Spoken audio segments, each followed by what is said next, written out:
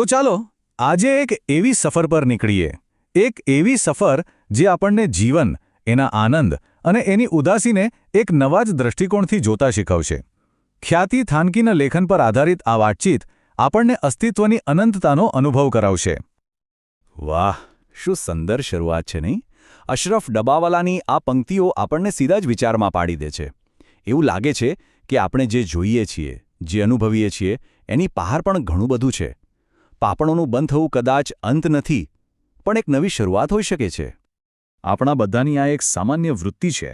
જ્યારે ખુશી આવે ને ત્યારે આપણે એને દિલથી આવકારીએ છીએ, પણ જેવી ઉદાસી આવે આપણે તરત એનાથી દૂર ભાગવા માંડીએ છીએ. પણ જરા વિચારીએ, શું આ બંનેના સંગમ વગર જીવન ખરેખર સંપૂર્ણ ગણાય ખરું? જીવનમાં બધું જ જાણે જોડીમાં આવે છે નહીં? જેમ કે સુખ અને દુઃખ, પૂનમ અને અમાસ, ભરતી અને ઓટ. એક વગર બીજાનું કોઈ મહત્વ જ નથી.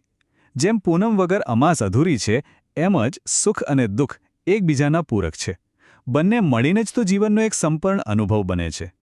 આને સમજવા માટે એક સરસ રૂપક છે. વિચારો કે આપણું મન છે ને એ એક નાનકડા ખોબા જેવું છે. જ્યારે આપણો દૃષ્ટિકોણ સંકુચિત હોય ત્યારે એની ક્ષમતા પણ મર્યાદિત થઈ જાય છે. એ એક સમયે કાં તો સુખને પકડી શકે કાં તો દુઃખને. પણ જો એ જ ખોબાને બદલે આપણે હાથ ખુલ્લા કરી દઈએ તો તરત જ આપણું હૃદય વિશાળ બની જાય છે. એક ખુલ્લો અને સ્વીકાર કરનારો દૃષ્ટિકોણ આપણને જીવનના તમામ અનુભવોને, એટલે કે સુખ અને દુઃખ બંનેને એક સાથે સમાવવાની ક્ષમતા આપે છે. ચાલો હવે આપણી અંગત ભાવનાઓથી થોડા આગળ વધીએ અને અસ્તિત્વ પર એક બ્રહ્માંડીય દૃષ્ટિકોણ નાખીએ. જોઈએ કે આ બધું કેવી રીતે એકબીજા સાથે જોડાયેલું છે. મહાન વૈજ્ઞાનિક નિકોલા ટેસ્લાએ શું કહ્યું હતું ખબર છે? એમણે કહ્યું કે જો બ્રહ્માંડના રહસ્યો જાણવા હોય તો ઊર્જા, આવૃત્તિ અને સ્પંદનોની રીતે વિચારો. એટલે કે બધું જ વાઇબ્રેશન છે. આપણું અસ્તિત્વ એક મોટી એકબીજા સાથે જોડાયેલી ઊર્જા પ્રણાલીનો જ એક ભાગ છે. આનો મતલબ એ થયો કે આ જે બ્રહ્માંડની ઊર્જા છે એ કોઈ કાલ્પનિક વાત નથી. એ તો આપણા અસ્તિત્વના કણે કણમાં વણાયેલી એક હકીકત છે. આપણા વિચારો, આપણું જીવન બધું જ આ સ્પંદનોની એક સતત ચાલતી શૃંખલાનો હિસ્સો છે.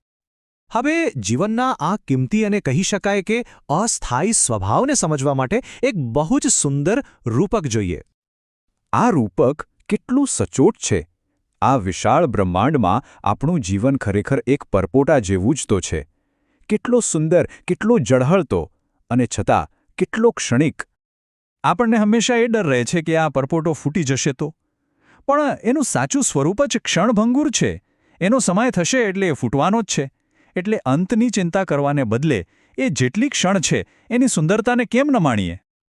બેફામની આ પંક્તિઓ આ જ વાતને કેટલી અદ્ભુત રીતે રજૂ કરે છે. મૃત્યુને અંત તરીકે નહીં, પણ જીવનના છેલ્લા તહેવાર તરીકે જોવું. આ દૃષ્ટિ જ કેટલી અલગ છે. એ સમાપન નથી, પણ એક ઉજવણી છે. ચાલો હવે આ ફિલસૂફીને વ્યવહારમાં કેવી રીતે મૂકી શકાય એ જોઈએ. ખાસ કરીને જ્યારે ઉદાસી જેવી મુશ્કેલ લાગણીઓનો સામનો કરવાનો હોય ત્યારે. ક્યારેક જીવનમાં એવો સમય આવે છે જ્યારે બધું ડહોળાયેલા પાણી જેવું લાગે છે. વિચારોમાં, સંબંધોમાં, બધે જ મૂંઝવણ. અને આપણી પહેલી પ્રતિક્રિયા શું હોય છે? તરત જ બધું ઠીક કરી દેવાની. પણ સાચો રસ્તો કદાચ કંઈ ન કરવાનો છે. અહીં 4 સરળ પગલાં છે. પહેલું, એ સ્વીકારી લો કે પાણી ઢોળાયેલું છે. બીજું, એને સાફ કરવાની ઉતાવળ ન કરો. એ ઈચ્છાને રોકો. ત્રીજું, બસ શાંતિથી એને જુઓ, એક સાક્ષીની જેમ. અને ચોથું, તમે જોશો કે કચરો એની જાતે જ નીચે બેસી જશે. અને આનું પરિણામ? ખૂબ જ સુંદર. જ્યારે આપણે સંઘર્ષ કરવાનું બંધ કરીએ છીએ ત્યારે જે ન ગમતું હોય, જે અપ્રિય હોય, એ બધું આપોઆપ તળિયે બેસી જાય છે. અને ઉપર શું રહે છે? માત્ર નિર્મળતા, શુદ્ધ સ્મરણો અને શાંતિ.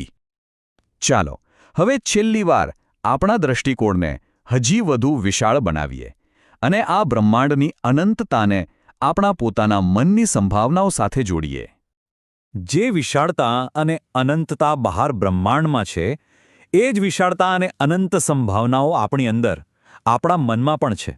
આપણે બસ એને એક ખુલ્લું આકાશ આપવાની જરૂર છે. તો છેલ્લે એક સવાલ જે આપણને વિચારવા માટે મજબૂર કરે છે. જો આપણું મન એક અનંત ખુલ્લું આકાશ છે, તો આપણે એમાં કયા વિચારોને ઉડવાની પરવાનગી આપીશું? આ પસંદગી સંપૂર્ણપણે આપણી છે.